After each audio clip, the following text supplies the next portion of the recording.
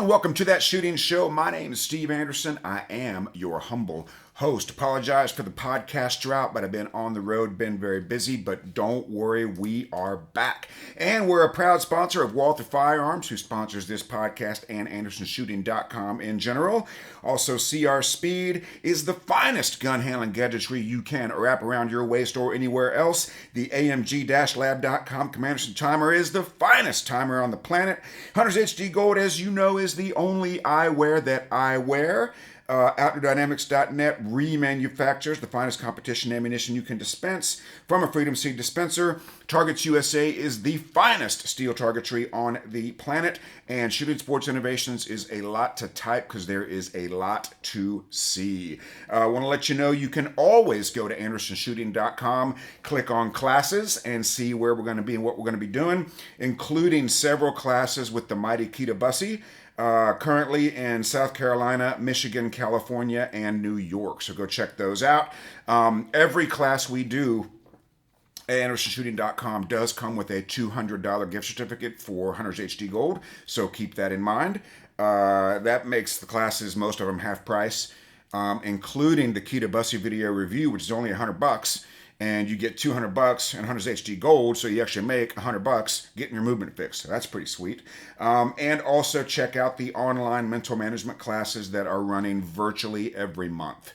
The way that works is you sign up for typically 3 classes, and when you sign up, you're signing up for all 3 classes. Typically, it'll be 3 different days. Sometimes they're in a row, sometimes they're spread out. But you are getting all 3 classes when you sign up for online mental management. It is the key to success. That's all there is to it. You know the mental game is 90%, 85%, 75%, whatever number you think it is. Okay, how much longer are you going to let your mental game be neglected when you're spending so much more than that on other areas of the sport? So go check that out. And also want to let you know you can always get a free class by becoming a class sponsor. If you're interested in that, just send me an email, steve@andersonshooting.com, and say, hey, I'd like to get a free class. How does this work? And I'll tell you how it works, and we'll get it done. So this podcast was originally going to be called Is Your Mental Game in the Stone Age? And I changed it because we've got nationals coming up. So now it is Mental Game Myths and Tips. So we've got a handful of mental game myths. Sprinkled in there are some mental game tips. So we're going to tell you what...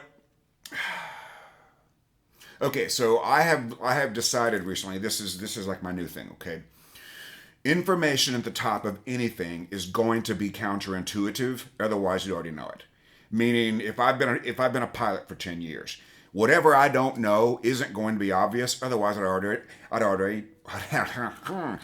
know it. And the mental game is like that. Things at the top are going to be counterintuitive, so I'm going to tell you what they are. The number one myth, well, it's number one. It's not the number one. It is our number one. Okay, is that effort equals performance.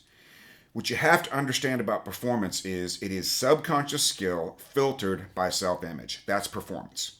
Okay, it's what subconscious skills do you possess filtered through your self-image, your confidence level. And you know this is true. Like, I didn't invent this. I didn't just decide this was true. This is a human truism. This is the real deal, guys. Okay, this is obvious in other areas of life.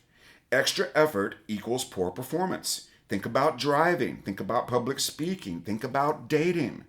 Extra effort equals poor performance. And it negates subconscious skill. Okay? If you're talking to somebody that you think is out of your league, you're going to lose command of the English language. You're going to overtry. You're going to make a fool out of yourself.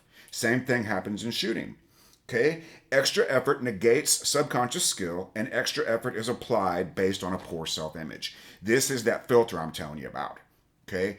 Doesn't matter how much skill you have, if you believe you can't do something, or if you're focused on a result that you don't think you can achieve, that chokes off all your skill.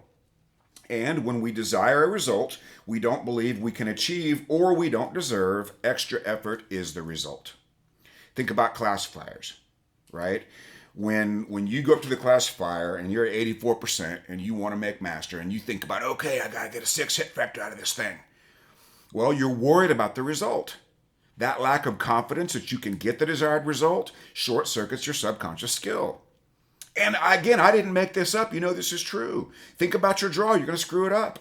And you're only going to think about it if you're worried about it. If you're not worried about it, you're not going to think about it. You'll be thinking about something else and you get a great draw.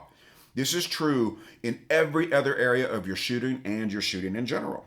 Now, when you feel the urge to add effort, you guys know what this feels like. A little demon gets on your shoulder and goes, come on, man, put the gas down. Come on, we got a lot riding on this. Put the gas down, put the gas down, put the gas down. Okay? You know what that feels like. You know what that little demon sounds like. So the next time you hear that voice, just ask yourself, how many times has that worked? How many times has that demon on my shoulder helped me out? And how many times has it not worked? It doesn't work. Certainly not with any consistency. Now, going back to overtrying on classifiers. So let's say I've got a plan. I've got this plan to get this great classifier result. Why am I not using that for the whole match? Well, I'm not using it for the whole match because I'm not convinced it's going to work. Certainly not for the entire match. Really fascinating. Okay? Now, number 2, I can solve my mental game by just practicing more. Okay. Doing technical training for a mental game problem is like doing sit-ups for a head wound. Like, it's literally that dumb. Oh, I've got this grievous head wound. What should I do? Oh, I know, sit-ups. I'm going to do some sit-ups. That's how I'm going to fix this head wound. Come on now. Now, the negative imprints during training that most of you are getting are going with you to the match. When you're training and you think, I can't, I didn't, this wasn't good enough, I'm not good enough, those thoughts literally go with you to the match. Okay, so you got to protect yourself from those. Everybody thinks they can outsmart that. Everybody thinks, okay, Anderson talks about negative imprints during training, but I am so smart that I can outsmart negative imprints. You cannot. Okay? If you are training more and shooting worse, negative imprints during training is the reason. It's because you're telling yourself you can't do things. You're telling yourself this isn't good enough, that isn't good enough. That is the reason why you're shooting below your skill level. Practice must create positive or productive imprints and be vision-based, especially that last part I just added for nationals. Okay? Any practice you're going to do between now and nationals must create positive or productive imprints and must be vision-based. You are not going to get any faster in a week, ladies and gentlemen. You're just not. And you don't need to. What you need to do is match mode dry fire to really burn in the fact that you are going to shoot at the speed of sight. That's what you need to be practicing. And that's it. Okay? Number 3, you have got to understand that self-image is a filter for subconscious skill. Okay? Now, self-image is governed by imprints. Imprints are thoughts of ability. Your opinion of yourself as a shooter is a collective of all of the thoughts you have ever had about your ability. All one big giant group. You have them for each skill individually, meaning if you think you're not very good shooting one-handed, that's a thought of ability that goes to that particular skill. Now, all of these combine to form your collective self-image. So an imprint is simply a thought of ability. I can or cannot do something. I am good or I am not good at something. The next point is that imprints are external and internal. Some people will need more of one kind than the other, but the conscious mind always determines the nature of the imprint.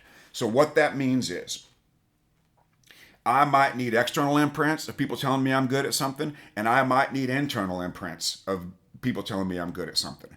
But regardless of the comment, the conscious mind, or the idea, the conscious mind always determines the imprint. Always. Okay? So if somebody says Steve Anderson's a lousy mental coach, I'm going to say, yeah, right. And I reject that because I know I'm the best on the planet. Practical shooting mental coach. I'm the best there is. Okay? That's not ego. That's self-image. Ego would be my sense of importance. If I said, I am so great that I'm not going to work with a D-class shooter, that would be ego. Self-image says, I'm the best mental coach there is, therefore I'm excited to work with a D-class shooter because I know that I can help them. Okay? But either way, your conscious mind is always in control of the imprint. If you screw up one stage, it doesn't make you a terrible shooter unless the imprint is, I screwed that up because I'm a terrible shooter. That's how the imprints get transformed, or shall we say, that's how they get categorized by the conscious mind. Okay, let's see, where are we? They'll either be positive or productive. They'll either be, they'll be positive and productive or negative and destructive. Now, if you're one of these guys that doesn't like the term positive, well, I just can't go out and be positive. I've begun using the word productive to replace the word positive because sometimes for some people, the word positive is itself a negative imprint, particularly after something disappointing. When I was going through my divorce, somebody says, hey, be positive. I'm like, yeah, I got a middle finger for that idea. But then somebody said to me, be productive. And that's different. That's different. A positive mindset would have been, oh, just sit in a room and just assume everything's going to work out. Productive is changing the password on the bank account. That's productive. So even when you can't be positive, you can always be productive. And you need to control all the imprints about the stages and the match, starting now. I believe the match book is out. I haven't seen it. If it is, ideas about your ability to shoot these stages are already being formed. If there's long distance steel, you have an opinion about your ability to do that. That opinion is going to filter your subconscious skill when you get to that stage. And if you're going to do a pre-walk, understand that your opinion of that stage is going to affect your performance. And I'll prove it to you. In your Subarus, raise your hand if you shoot great when you love the stage and love your plan. Everybody does. Everybody shoots great when they love the stage and love their plan. And conversely, when we hate the stage and or hate our plan, we don't shoot as well. Okay, it's just that simple. Guys, I didn't make this up. I'm just helping you understand it so you can hack it. Number 4, this is another myth. People believe that bad shots are caused by environmental factors. They believe that bad shots are caused by leans. They believe bad shots are caused by moving or grip or something else. Bad shots can only be caused by firing the gun without an acceptable sight picture and or the sights being disturbed before the bullet leaves the barrel. That's what causes bad shots. That's it. The shooter chose to fire a round on a poor sight picture. That's where the poor shot came from. It didn't come from the lean or moving or anything else. It came from the shooter deciding to fire a shot on a poor sight picture. That's where it came from. Okay? Let's see. Beginners are more likely to have trigger issues. Intermediate to advanced more likely to fire on poor sight pictures. Isn't that ironic? We should text Alanis Morissette and see if that's ironic, right? Because she's the ultimate arbiter of irony. Isn't it ironic that the more advanced a shooter is, the more likely they are to fire on a poor sight picture? Now, the beginners are more likely to have trigger issues, but the intermediate to advanced more likely to fire on a poor sight picture. Okay, now here we go. I only shoot well when I'm not thinking and I don't care. Now, this is true, but it can be duplicated. All you got to do is change what you think about and change what you care about. Okay, everybody shoots their best when they're not thinking and they don't care, and they assume that when they get to an important match, because they're likely to be thinking and they for sure care, that there's going to be problems. Okay, I'm here to tell you, change what you think about, change what you care about. I think we have another point on that, so we don't need to go into that anymore. Number 6, this idea that local matches are practice is ridiculous. Okay? You are never going to do enough of anything at a local match for it to qualify as practice. Now, you will be practicing competing, and you should use local matches as practice competing. But local matches are not shooting practice. They're just not, because you don't do enough of anything for it to count as practice. Okay. Okay. And if you think of local matches as practice, you're going to be consciously executing skills instead of performing them subconsciously, which is going to cause big problems. Okay. Number 7, poor follow-up shots are caused by grip. Go out and do doubles drills. Add 12% to your pinky. That'll cure the bad follow-up shots. It's ridiculous. Poor shots are caused by firing on poor sight pictures. It's that simple. Okay. Number 8, I should speed up or slow down depending on target difficulty. What you have to understand is the conscious control of speed in competition will always be an error. Always. If you ever consciously speed up or if you ever consciously slow down, that is going to be an error. And that's just all there is to it, because you'll be going too fast or too slow. Think of it like a traffic jam. What is the right speed to drive in a traffic jam? Well, that's the flow of traffic. What you got to understand is that targets are traffic. Okay? Very simple. You're in a traffic jam. The targets determine how fast you shoot them. You seeing what you need to see, that's what determines your speed. Number 9, people think that good shooting is random and unpredictable. Well, it can be, but it doesn't have to be. For most people, good shooting is non-existent because they're never satisfied enough to create a model. And what that means is if you leave every stage with a litany of regrets and problems and things you can't do, those ideas stay with you for the entire match. Okay? You go to, and again, I didn't make this up. You guys know this is true. You go to a match, you see somebody do something kind of silly, somebody else does the exact same thing. That's because the idea was an imprint to self-image that this is a thing that could happen. Okay? And self-image expects a problem anyway. Right? You're going to the match and you're super nervous. Oh, I haven't screwed up yet. When am I going to screw up? When am I going to make my big mistake? Because I always make a big mistake. That's what self-image does. Self-image provides what you expect, not what you want.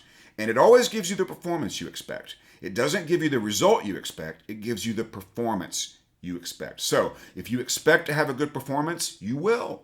Now, you may or may not get the result you want, but you will get the performance you expect.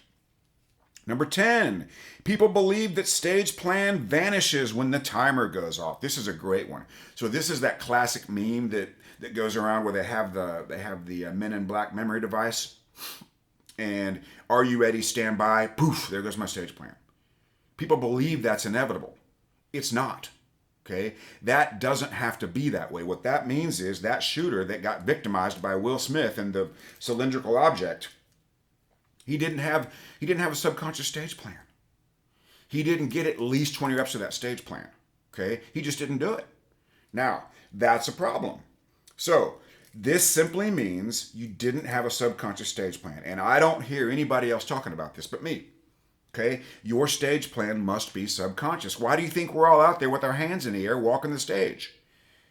Okay? People don't understand. What you're doing is you're memorizing the stage so that you can navigate it subconsciously without active thought. That's why you're doing that.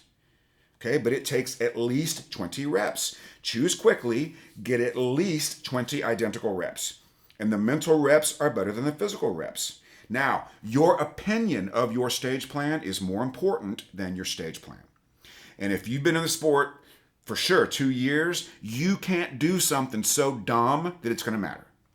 And you certainly can't do something so dumb that it's going to not be competitive with a great execution. And I'll prove it to you again. You guys don't get beat with inferior stage plans. You guys get beat with inferior execution. It's just that simple. People don't lose matches because they executed the wrong stage plan brilliantly. People lose matches because they executed a brilliant stage plan poorly. So the preparation, the execution, far more important. And your opinion of this process will show up in your shooting. And I'll prove it to you again. This is true. Look in your own career, okay? Who shoots great when they love the stage and love their plan? Everybody does. Who shoots poorly when they hate the stage and or hate their plan? Everybody. So love the stage, love your plan. Okay? Now, the other thing you got to avoid, number 11, is telling yourself not to do things. Don't hit the no shoot. Don't miss the activator. Don't skip a target. These make these events far more likely because you're picturing the undesired event when you tell yourself not to do it. Okay? And men, you know this is true. Men frequently will tell themselves not to do something undesirable, and they'll picture it, and then they'll do it. Make your own jokes. But don't miss the activator. Don't hit the no-shoot. You guys know that this makes these things more likely to happen. Okay? And it happens because you picture doing it. You're actually practicing doing it every time you tell yourself not to. And if you have a history of doing the undesirable thing, you'll expect it to happen anyway. If you have a history of struggling on steel and you say don't miss the steel, now we got two problems. Now we're expecting to miss it and we're picturing missing it. We are literally practicing missing steel. Instead, tell yourself what to do. Give yourself positive instructions and picture doing the thing correctly. Tell yourself to center punch the steel. Tell yourself to shoot the partial in the center of the available target area. Do those things. It's so much better. Okay? Now, the real problems are A, Shooters cannot replicate success because they're never happy. Had a gentleman in class, his name, let's call him Ian because that's his name. And Ian got done shooting and was doing very, very well. And I said, how's that feel, Ian? He goes, well, I feel like I should be criticizing it, but it was actually pretty good. And I said, why do you feel like you should be criticizing it? He goes, because I think that's what I'm supposed to be doing. Well, that's the culture of the sport. He thinks you're supposed to criticize your performance because that's all he's ever heard anybody ever do. It's dumb. Okay? Now, it doesn't mean being complacent. It doesn't mean seeking improvement. It simply means, for me, on this day, that was good enough. That's all it means. That's all it means. This guy, Ian, he was not the second best shooter in class, but he was second in the overall results for everything that we had scored. Because we knew Ed Kelly was in the class. We knew he was going to be winning because he's the best shooter in class. And then I said, who do we think might be in number 2? And there were, I think, 11 other people in class. They must have said 10 names of who they thought was going to be in second place before they got to Ian. And nobody was more surprised than Ian. Okay, he was doing great, but he thinks he's supposed to be critical. Doesn't work that way. Okay? And because they're never happy, they have nothing to duplicate. So if there's no such thing as an acceptable stage, what am I going to do within my control to get an acceptable stage? Like, how am I going to do that? If I've never done one, if I've never been happy enough, what am I going to duplicate? I got nothing. I simply can't do it. Okay?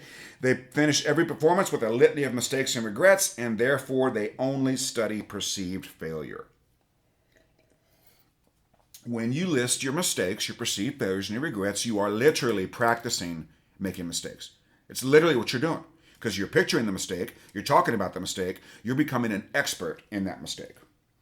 And they train without goals or standards, so nothing's ever good enough. Therefore, there's no process to duplicate and a battered self-image. That means you don't know how to get it right. If you don't let yourself get it right, you'll never know how to get it right. Pretty obvious. Okay? And they don't differentiate between training and performance. Okay? The only time hit factor is really important is if you're shooting for score. Otherwise, you're working on speed or accuracy. Okay? Accuracy by itself is very easy to achieve. Speed by itself is very easy to achieve. But speed and accuracy at the same time is impossible to improve. You are never going to be able to improve speed and accuracy at the same time. You won't be able to do it. The only possible result is frustration and a battered self-image. Okay? And they fail to realize the power of shot calling and its effect on speed and the mental game. If I could, wow. So the absolute best thing I can give you in a Steve Anderson range class is the ability to call your shots from a speed standpoint, an accuracy standpoint, and a mental game standpoint. From a speed standpoint, it regulates your speed. So no more choosing whether to go fast or slow. We already covered that. That's always going to be a mistake. From an accuracy standpoint, it gives you the most accurate shooting you're capable of today. And from a mental game standpoint, when you're fully immersed in shot calling, it is impossible to think about anything else or anything at all.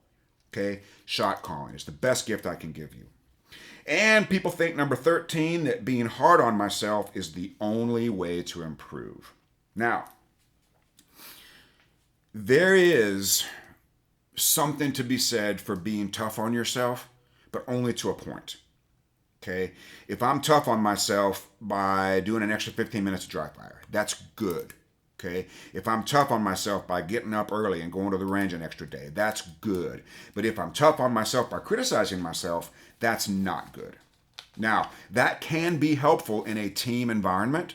And those of you that come from law enforcement and military, thinking this way can be slightly more helpful in a team environment, because if an individual has a poor self-image, they will find some skill. Well, let's just see how that works. The imprint to self-image is, I'm going to save my team. But in a solo sport, an individual sport with no team to save, they're more likely to just give up and overtry. Okay. Let's see. Self-image, sabotage, performance. Oh, here's a great way to a great time to toss this one in there. The yabbits that you do when you get done shooting. Hey man, great run. Yabbit, yabbit, yabbit. Those yabbuts are sabotaging your shooting. You're yabbitaging your shooting when you do that. So you got to stop doing that. And we'll come back to that in a minute. Number 14, I need to ignore pressure. Number 1, this is impossible. Pressure's like love. If you're feeling it, it's real, and you cannot make it go away no matter how hard you try. And trying to not think about it makes it even worse, right? Pressure is your reward for being a serious competitor. So congratulations. Losers don't feel pressure. Only contenders feel pressure. Only serious competitors are going to feel pressure. So pressure can only amplify self-image, thoughts, and feelings. So if you're worried about something, if you're anxious, pressure's going to make that worse. Okay, it's going to give you more of that. And if you're confident in your ability to do something, pressure's going to give you more of that. And you can control these thoughts and feelings, therefore you can control what pressure does. What you can't do is ignore it. What you can't do is pretend it's not there. Use it to your advantage. Jay Beal, Joey Sauerland have told me on numerous occasions they need pressure. They crave pressure. It makes them better because they're controlling what they are thinking and feeling. Okay?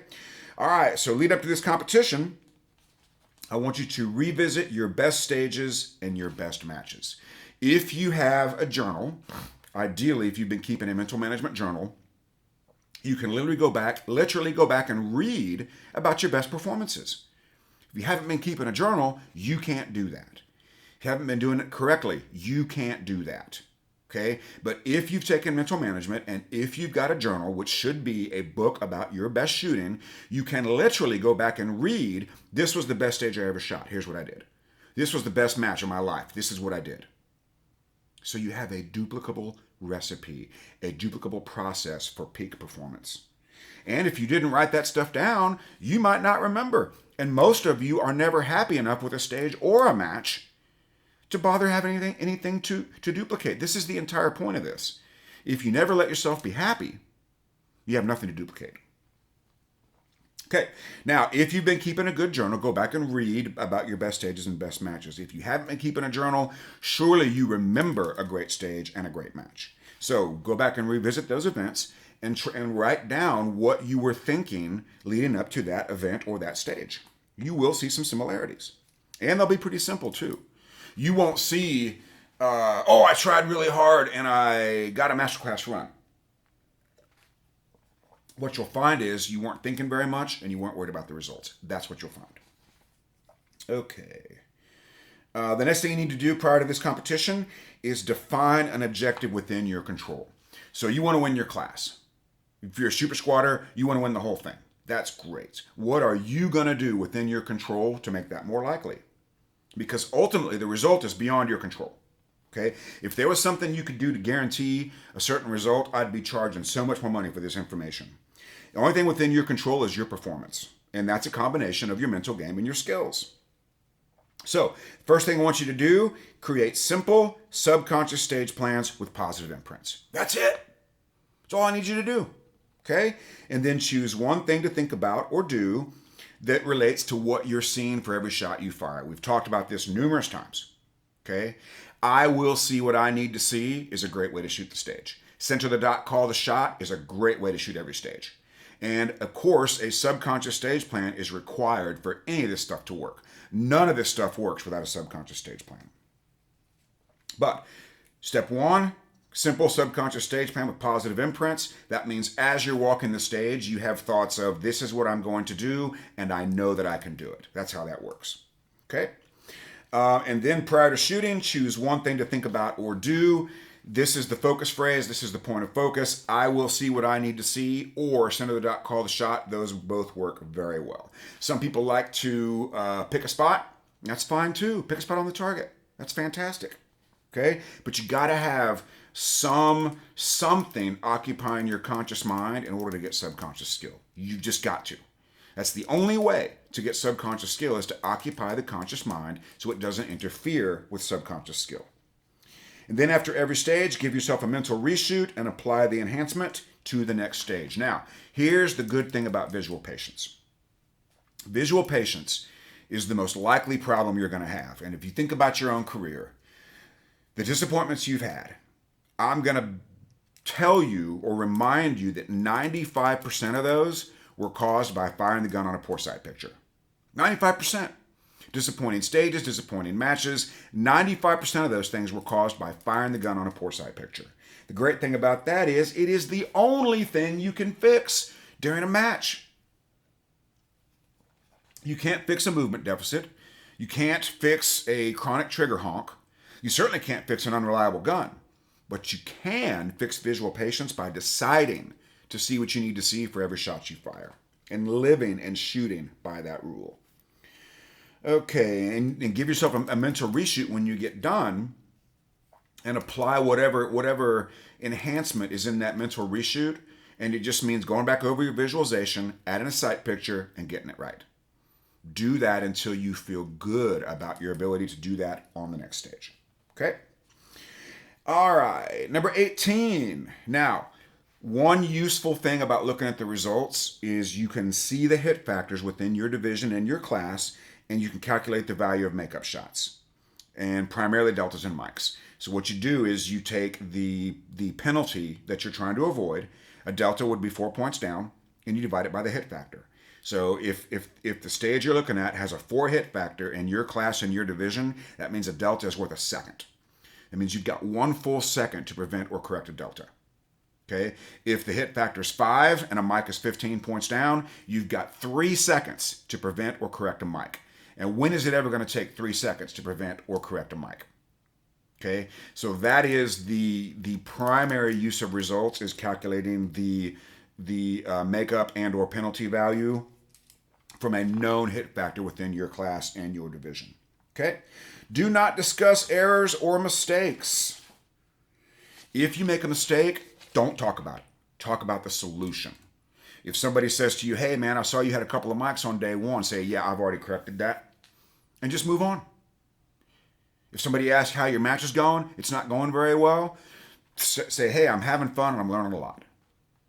Don't get sucked into talking about your mistakes. When you talk about your mistakes, you are literally studying them. And therefore, you will get more of them because that is what you are studying. That's just how that works. Okay? So don't discuss errors or mistakes. Talk about solutions.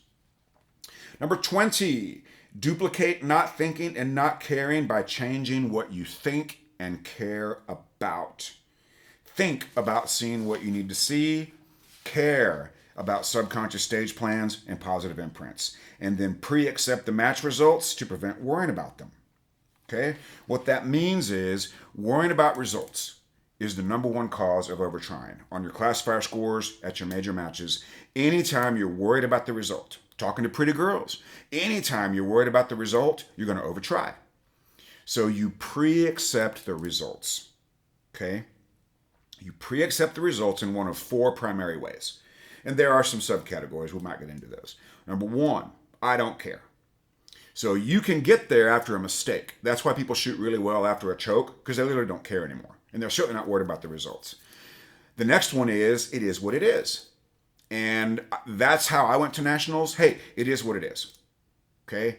I went to nationals once a year just to see how good I was and what I needed to work on. But I knew that if I didn't shoot like me, I wouldn't know what to work on.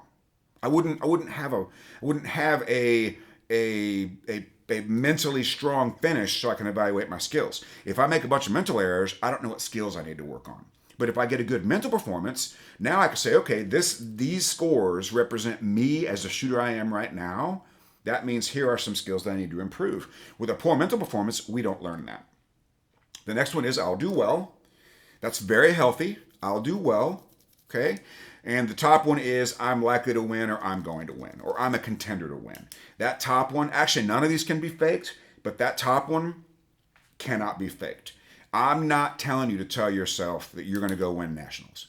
I'm telling you to tell yourself, it is what it is, I'll do well, and those are the 2 best ones. Okay? If you really don't care, then that'll be fine, but don't attempt to duplicate that because you can't. There's no way you can go to nationals and not care. It's just not possible. And then unless you are a contender to win your division in your class, and you know that, and you know who you are, then that's the wrong goal. But what you've got to do after you pre-accept the results is come up with an objective within your control that's been proven to make that more likely. Now, if you've got a journal, you come back and read about that. Or if you don't have a journal, go back and think about your best matches, your best stages. You are going to find you knew the stage inside and out, you weren't thinking very much, and you weren't worried about the results. You're not going to find anything else. Okay? You're going to find those three things. And you're going to duplicate those three things by getting a subconscious stage plan with positive imprints, choosing to think about something visual. I will see what I need to see, center the dot, call the shot, something along those lines. And you're going to prevent worrying about the results by pre-accepting them. Okay, it is what it is, or I'll do well are the easiest ways to do that. Okay, let's see what else I got here. And a clean match is a poor goal and will cause undertrying. Remember I said earlier, the conscious control of speed is always going to be an error. Well, adjusting that speed down is just as dumb as adjusting it up. Everybody thinks when I say the conscious control of speed is always going to be an error, they think I'm just saying that going fast is a mistake. Well, going slow is just as dumb. And the conscious control of speed will prevent a subconscious performance. Because by definition, pardon me, if I'm going to consciously control my speed, that requires the conscious mind. Therefore, subconscious skill is not accessible and is certainly not being used. Okay? But you got to understand, none of this stuff works without a subconscious stage plan. So get at least 20 reps, and the mental reps are better than the physical reps. Everybody wants to complain about walkthrough time. Well, once you've got that thing memorized, you don't need to be on that stage anymore. The mental reps are superior to the physical reps. And putting the round count in your visualization is the best insurance against FTSAs I can give you. Okay? If it's a 32 round stage and you're visualizing that thing, you're getting mental reps, there better be 32 in that visualization. And I'll show you how it works. We'll use the sample stage from my class. Okay? 1, 2, 3, 4, 5, 6, 7, 8, 9, 10, 11, 12, 13, 14, 15, 16, 17, 18, 19, 20, 21, 22, 23, 24. Okay? 24 rounds. I got it.